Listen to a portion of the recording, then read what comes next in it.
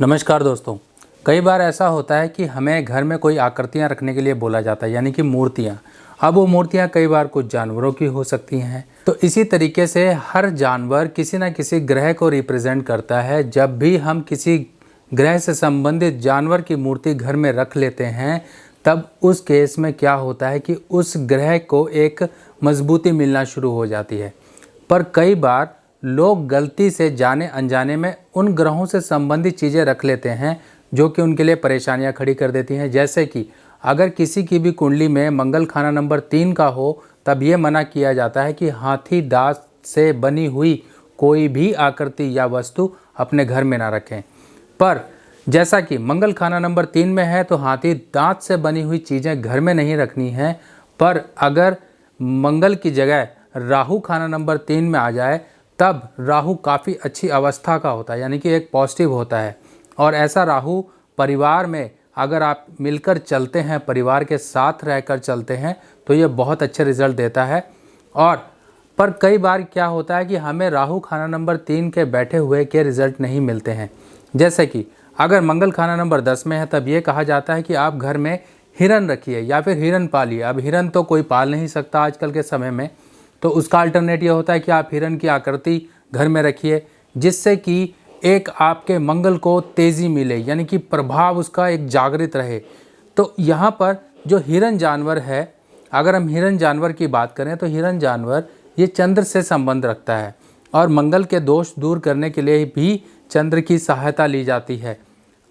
तो इसी तरीके से अगर मान लीजिए राहु खाना नंबर 3 में है, तब ऐसे केस में अगर आपको राहु के रिज़ल्ट नहीं मिल रहे हैं, परिवार में कहीं परेशानियां आ रही हैं, आपको बाहर से यानी कि जो दूसरे लोग होते हैं वो कहीं सपोर्ट नहीं करते हैं, तब इस केस में आपको घर में एक तेंदुए की आकृति, यानी कि लेपर्ड, जिसे हम लेपर्ड भी बोल सकते हैं, या फिर जैगुआर, ये जानवर की आकृति आप घर में ज़रूर रखिए।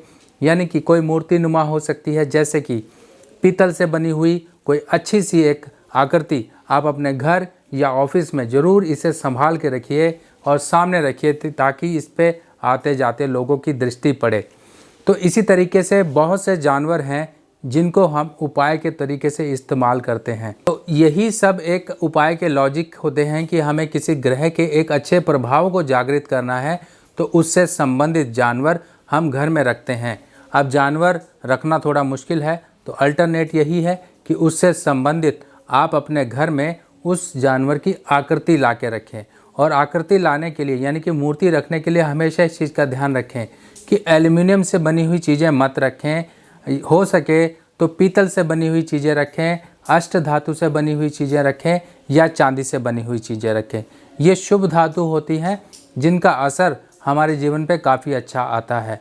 अगर मान लीजिए आप और धातु भी कोई लेते हैं, तो उसमें चांदी का मिश्रण ज़रूर होना चाहिए, क्योंकि चांदी जो कि चंद्रमा से संबंध रखती है, काफ़ी ग्रहों के दोष या फिर किसी भी आकृति या फिर वस्तु में कोई दोष है, तो उसके दोषों को वो चंद्रमा की एक वस्तु जो हमने इस्तेमाल की, जैसे कि चांदी, तो वो कंट्रोल करने का काम करती है।